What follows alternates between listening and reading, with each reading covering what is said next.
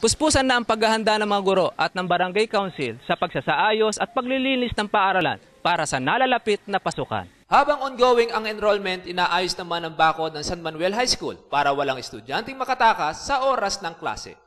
Dahil sa pagsasanib pwersa ng barangay, eskwelahan at mga magulang, walang kahirap-hirap at maagang natapos ang Brigada Eskwela. Sa council ng Barangay San Manuel, buong suporta kami sa ganitong gawain ng ating gobyerno.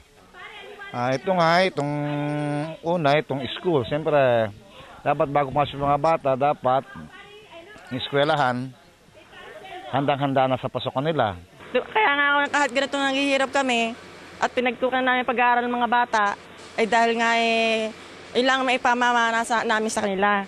Berhilio Bunag para sa Hataw Balita ng UNTV News Worldwide.